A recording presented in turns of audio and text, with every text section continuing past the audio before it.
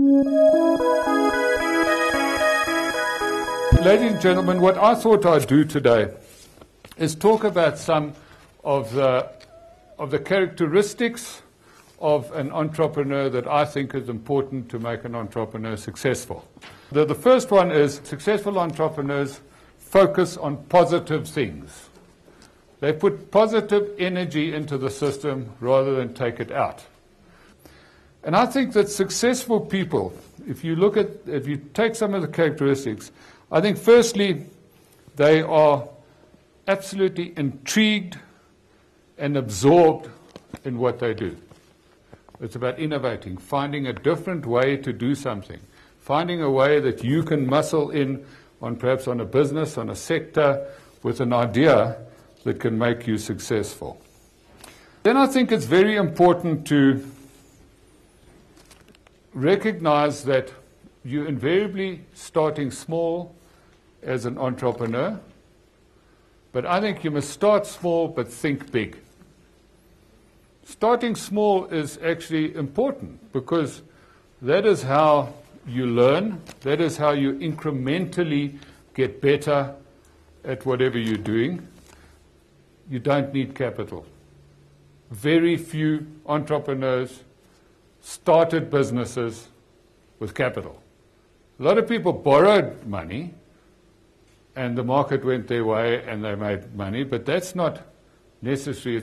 To actually start a business from scratch, it's not about the capital.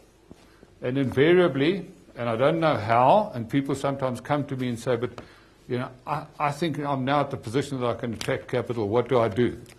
And you know, I haven't really got an answer to that. All I know is that capital eventually finds you. And that's also character building.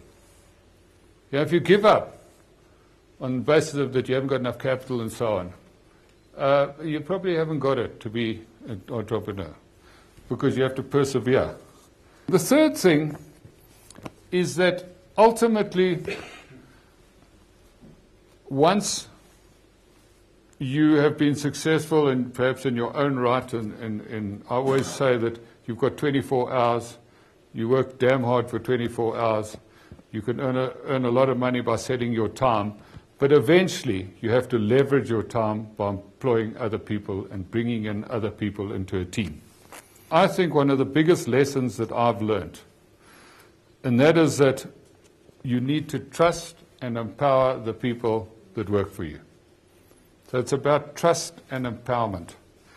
And I've always said that if you trust somebody, they will not let you down. What you should do is you should tell people, you should agree with people what the outcome of action should be, what you want to achieve, but you don't tell them how to do it, because that's called micromanagement, and it's very, very disempowering. We believe that the role of a leader is not to make all the good decisions, but rather to facilitate good decision-making. So now if you think about that, a good leader is not a person that thinks they're the smartest person around that can make all the calls. It's rather somebody that says, let's talk about it, let's get the wisdom out of the system. It's often the wisest person. I mean, that's why they're the leader. But every single person has got something to contribute.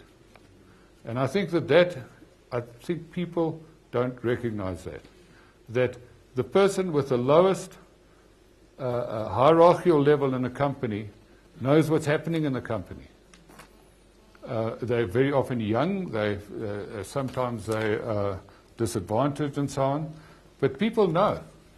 And all you have to do is you have to unlock the potential of those people. And the way to do it is to have a leadership style that sees your role as a leader to facilitate the best coming out of your team, rather than being the person that thinks you have to make all the calls. The next characteristic of a good entrepreneur, successful leaders, is hard work. There is no substitute for hard work. I do not know any successful person that at some stage in their lives, and for a long time, have been overworked and underpaid.